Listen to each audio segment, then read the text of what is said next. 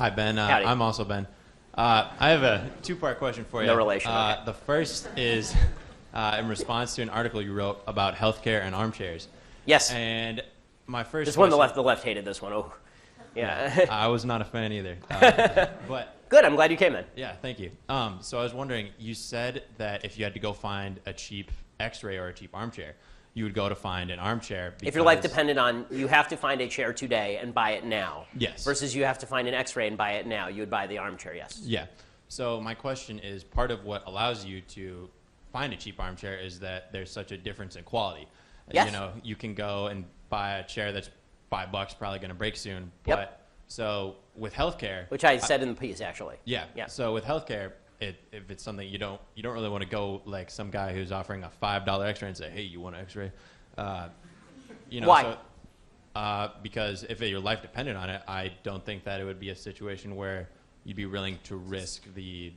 So let me ask you this: why should an X-ray cost $200, $1,000 through an insurance company? It's literally a machine. An X-ray technician takes a picture of it and then sends it to a radiologist who actually looks at it.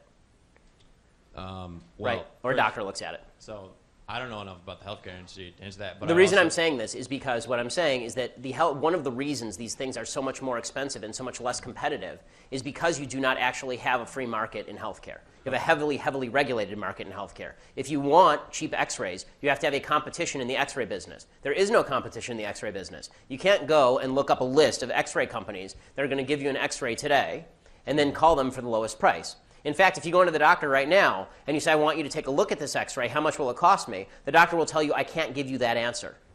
Right? The doctor will tell you, I'm going to have to talk to your insurance company, or maybe I'm going to have to run it through my system, and then I'll get back to you. Is there any other product in America where if you went into a restaurant, you said, how much is that cup of coffee? They said, drink the cup of coffee, we'll tell you later.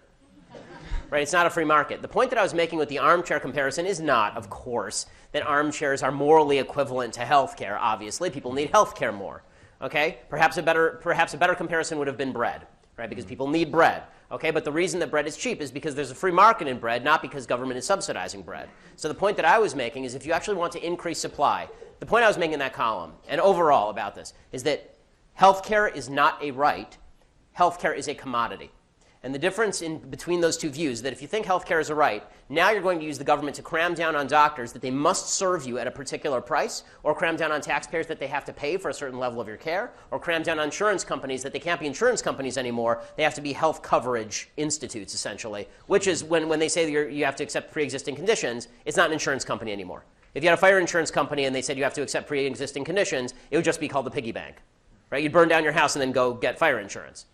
So the insurance companies don't work that way. So the point I was making is if you view it as a commodity, you're going to end up making it cheaper, more plentiful, more available, more competition. And the case in point of this is LASIK eye surgery, which is really unregulated. So LASIK eye surgery used to cost like $20,000 an eye. Now it costs $3,000, $4,000 an eye. The reason for that is because the insurance companies won't cover it and because there's a competitive market because it's really expensive, right? So lots of doctors now want to be optometrists or ophthalmologists and do this sort of work. This is why my wife's a doctor, so I'm very passionate about this particular topic.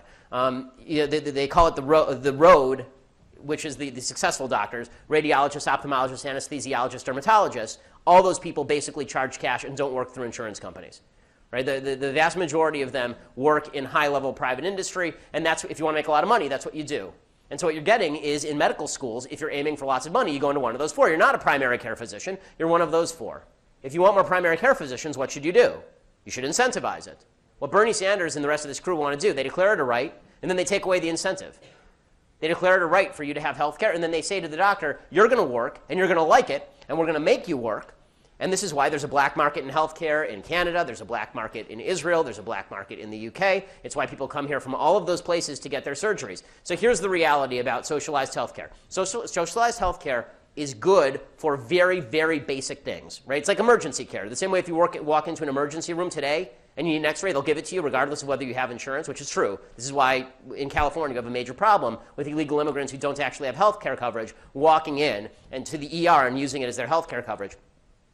Basically, socialized medicine works the same way, except there is no upper echelon. They've made it equal at the expense of the upper echelon. Meaning that if you now want a surgery, you got to wait 6 months online for it because we didn't give any incentive for people to become surgeons. Right? There's no cost-benefit analysis there. If you want more of something, you have to incentivize that thing. And when you take away the market, there's no incentive anymore. That's the answer as to why, that's the very long answer as to why I say healthcare is more like a chair than it is like the air or water, because somebody has to provide it to you. Thanks. Yeah. I thank you for your answer. I respect your reasoning. I also respectfully disagree. Could I just say one thing?